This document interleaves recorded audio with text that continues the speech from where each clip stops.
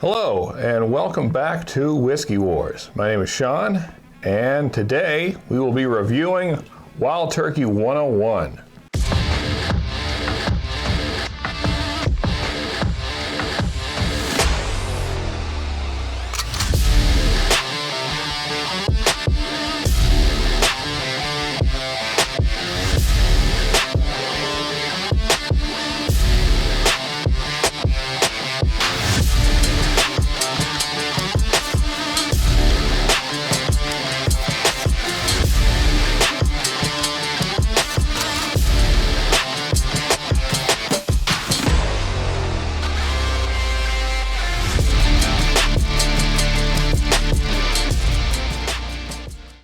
So this bottle right here has a lot of history and it has a lot of personal history for me. We'll get into that in a minute. But first, let's talk about its history. So many families owned the distillery that would finally become Wild Turkey, but it did not become Wild Turkey until 1885 when Austin Nichols finally took over. And the way it came about getting its name is fairly interesting. So Austin Nichols and all his buddies, these were all businessmen, they would go on the annual turkey hunt. And it was up to each individual to bring something to this turkey hunt. Now this year, Austin Nichols, he was in charge of bringing the whiskey. So he called up his distillery, he asked for a bottle of whiskey, and he brought it out to his friends. Well, they all try it sitting around the campfire that night, and they all loved it. And they all thought, man, this is a little bit different than they were used to. Because at the time, it was unusual for a whiskey to be 101 proof. They were typically lower than that. So after Austin Nichols sees this overwhelming response to his whiskey, the next day he calls up his distillery again and says, hey, what was that whiskey you gave me? So they go back and they check the records because it was policy because of the government that they had to keep track of all their whiskey. So they pulled the barrel that they had pulled this sample from the previous week before. So sure enough, it's 101 proof. And so that's how this bottle got the 101 part of the label. And because it was on a turkey hunt, that is how the distillery got its name, Wild Turkey. Now, of course, like all bourbons and whiskeys, things do change over the years, but Wild Turkey really got very popular after Jimmy Russell, who is kind of a personal hero of mine and just a really cool old Southern guy, took over and became the master distiller at Wild Turkey. Now, Jimmy started at Wild Turkey in 1954, and he is currently the longest tenured master distiller in the world. He has been at Wild Turkey for 66 years. That is fairly impressive. And if you ever see Jimmy talk about working at Wild Turkey, to him it's not a job. He loves his job, you can tell he does. He's always smiling and jovial, and that shows in what's in this bottle. So let's get into this bottle. Let's get this thing in the glass. And that went all over my hand. I'm not going to edit that out.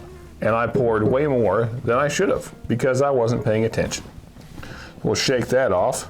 Now my pants will smell like whiskey, which is fine because a good whiskey could be worn as cologne. Although maybe don't do that when you're driving. It could cause issues. So let's give this thing a spin and see what it smells like. Oh yeah, very perfumey, really rich cinnamon and bubble gum. Now this is like a really nice like cinnamon candy, like a Red Hot or maybe Big Red, maybe like a Fireball. I don't know if you guys are familiar with those. They're like a jawbreaker, but just real hot cinnamon. But not like that crappy Fireball whiskey, which we will get to eventually, unfortunately. Yeah, real nice nose. I mean, the cinnamon and the bubble gum and the brown sugar notes, there is some hints of brown sugar in there. Not getting the standard caramel much. You do get hints of vanilla. You smell the oak a little bit, and you're getting kind of hints of smokiness or char from the barrel, but very light. I mean, the main smells for sure are kind of a bubblegum, candy, cinnamon candy. And to me, that's great. I love the nose of this whiskey. Yeah, that's real nice. And even maybe hints of floral notes, like flowers, but it's not real overwhelming. Like, if you were smelling a rose or something like that, hints of that smell in there as well. So now, let's see what this thing tastes like.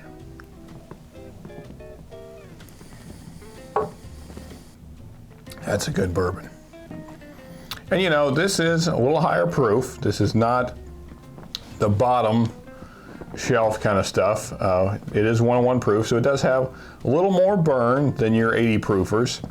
But it's certainly not overwhelming.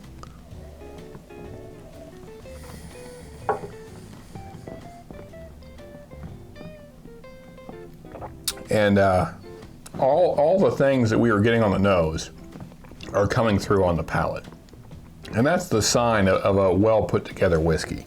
So you're getting the cinnamon, and it is kind of a cinnamon bomb. And you're getting the spice from the cinnamon, the flavor of the cinnamon.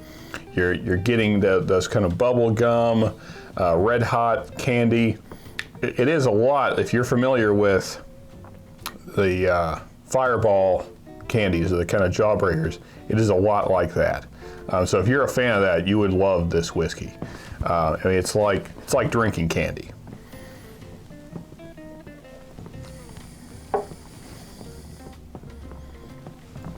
And even though this is kind of a dirty word in the whiskey world, for 101 proof, it's pretty smooth. So what does smooth mean? Well, smooth just means it's not like you're not feeling a real strong burn. It's not like hurting you. It's not offensive to the palate. It doesn't overwhelm you. Yeah, it's very nice to drink. Let's give this one more sip here. One thing I will say is that it's not the most complex whiskey, to be honest. But I think this bottle was $38. So, and this is a 1.75. This is the big boy. So, you shouldn't really expect a ton of complexity at that price point.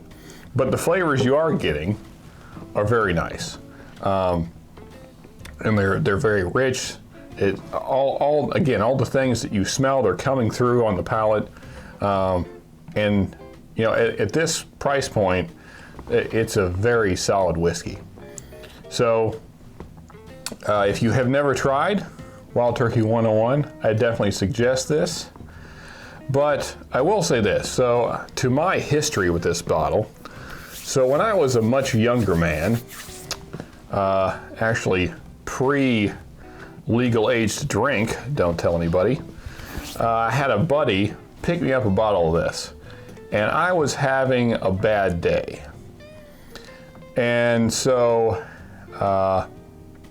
unfortunately, because I was young and dumb and didn't have the experience to make better choices, I drank a fifth of this in about a half hour. And it's the only time in my life that I was so drunk that my sight went before my motor skills did. So I was still able to walk around, but my sight was going in and out, kind of like a strobe light or something.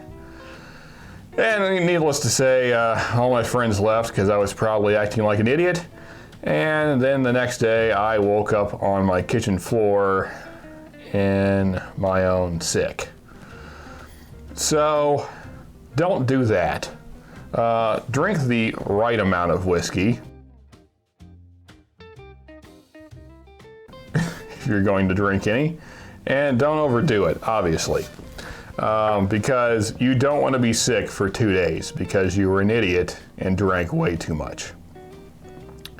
But aside from that bad experience, now today, many, many years later, I can really say that I enjoy this bottle, and I drink it in normal amounts instead of the entire bottle in a half hour. I hope you also enjoy it, and go out and get one. And as always, folks, just remember, you can never have too much good whiskey.